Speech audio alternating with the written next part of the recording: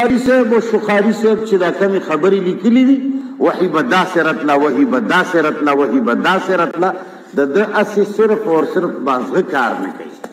وحی هر هغه علم دی چې هغه الله تعالی د برنه انبیاء کرامو ته الفاظو سره برای راست ورکوي. ډایرکټ مینس کې بله واسطه ډایرکټ یې ورکوي. کې دا اوس مستقل د قرآن نه انکار شروع دی. منیر شاکر ماما چې کله اوس د حدیث باندې او په بخاري او مسلم ردو کې نو مونږ او د علماء جواب سره کوي نه. وجه دا ده چې دا حدیث خو د ده په نیز هېڅ شی نه دی. اوس د ده د هغه خبرو طرف ته لږ د عوامو رهنمایي پکار ده چې دی کله په قرآن اعتراض کوي. نو اوس څه وایي؟ وایي وحي هغه علم دی چې بس ډایرکټ د الله او د پیغمبر صلی الله علیه وسلم خبري او منځ کې جبریل نه.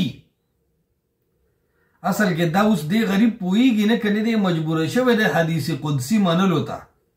دا خبره په قرآن کې نه ده، دا د حدیث قدسی قانون دی. او دا یاد ساته هر هغه چا چې خړ پکول مو بسر دی، هر هغه چا چې خړ پکول سره مو بریتونه هم بریخي دي، نوجوانانو هغه خلکو چې د دین په نوم خطا روان یې دی استاذ پسې د قرآن صفا آیت دی چې دا قرآن کریم الله تعالی رسول الله ته براه راست نه دی ورکړی، منځ کې واسطه د جبریل ده. دا صفا د قرآن نه ثابت خبره ده. دې کې لکه څه شک نشته، نه پکې منطقي خبرې دي او نه پکې محنت ته ضرورت شته. الله تعالی په خپل کتاب کې په 19 سپاره سورة البقره کې فرمایي چې من کان عدوا لجبریل، څوک چې منیر شاکر په شانتې د جبریل سره دشمنی کوي او وایي چې جبریل پکې نشته، نو الله تعالی وایي دغه د پرویز بچي ته ووایه چې فانه یقینا دا جبریل چې دی نزله راوړلی دی، نازل کړی دی دا قرآن علی قلبک ستا په زړه باندې. اوس قرآن صفا وایي چې د اسمان نه د ځمکې ته د قرآن دا پیغام د جبریل په ذریعه رسول الله تعالی ورکړی دی. دا د قرآن. او بیا فرمایي چې څوک دا جبریل نه مني نو فإن الله عدو للکافرین. رستو آیت کې فرمایي چې د پرویز هغه بچیان چې هغه جبریل په منځ کې واسطه نه مني دا ظاهر د نس نه منکر دی او کافر دی، کافر بټه کافر. دغه قرآن به راواخلې منطقي صغرا کبرا به پکې نه، د علم معانی هغه استعارې به پکې نه. صفا آیت کې الله تعالی فرمایي چې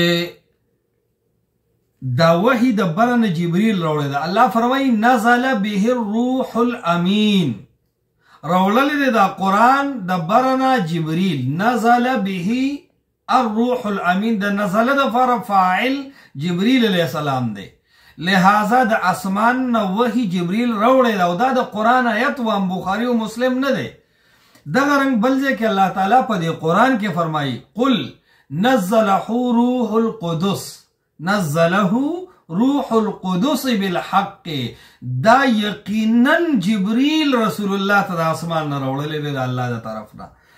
او دغه رنګي الله تعالی د طرف نه جبریل خپل رسول الله ته فرمایي وما نتنزل الا بامر ربک، وایي زه دا قرآن نه راوړم الا بامر ربک مګر د الله په اډر. اوس دا صفا د قرآن آیتونه دي چې د قرآن په دې آیتونو کې الله تعالی فرمایي چې دا وحی د اسمان نه د قرآن دا جبریل رسول الله ته پیش کوي. دغه رنګ قرآن کې د وحی 3 طریقې ذکر کوي. نو یو دا دی چې او یرسل رسولا، الله فرمایي د برنه ملائک راولیږم فیوحی باذنه ما یشاء، نو د الله د اډر مطابق هغه جبریل ځمکې ته رسول الله ته او پیغمبر ته هغه آسماني پیغام پیش کوي.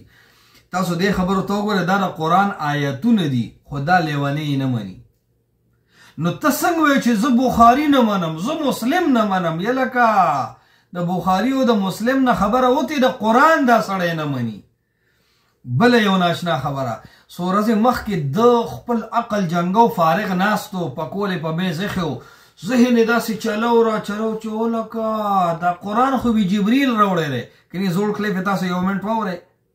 حدیث ته محتاج دی جبرائیل آسمانونو کې قرآن راواغست راوړي تر ځمکې پورې په دې وخت کې د جبرائیل په دې قرآن ایمان شته که نشته او که چېرې په قرآن ایمان نه وي دی مؤمن پاتې کېږي نو دی خو لا پیغمبر ته را رسولی نه دی حدیث خو لا اوسه پورې دې متعلق راغلي نه دي پیغمبر څه ویلي نه دي دی چې په دې لار کې راوړي ته ماته جبرائیل امین یا مسلمان کا یا رالبند شي دې کلیف کې وایي جبریل چې کله قرآن راوړو بل وحی ورسره نه وه نو وایي جبریل صرف قرآن راوړلی دی حدیث پکې نه و نو وایي زه به هم صرف قرآن منم حدیث به پکې نه منم دا د ده د میاشت مخکې کلیف دی هلته خپل اقرار کوي چې جبریل قرآن راوړی دی دلته نن انکار کوي چې جبریل نه دی راوړی بیا یو ناشنا خبره د ظلم کوي وی دا بخاری او مسلم چې وی کنه چې دا جبریل راوړلی دی نو وی دا د بخاري مازغه خراب دي خپله وی اخلاقو کې جواب راکوي ډېر مې مه تنګوئ او د امام بخاری رحم الله علیه باره کې وی د ده مازغه خراب دي و ته الله تعالی د خانه تا خانه کا دا خبره امام بخاری نه کوي چې وحی جبریل راوړلی ده دا امام مسلم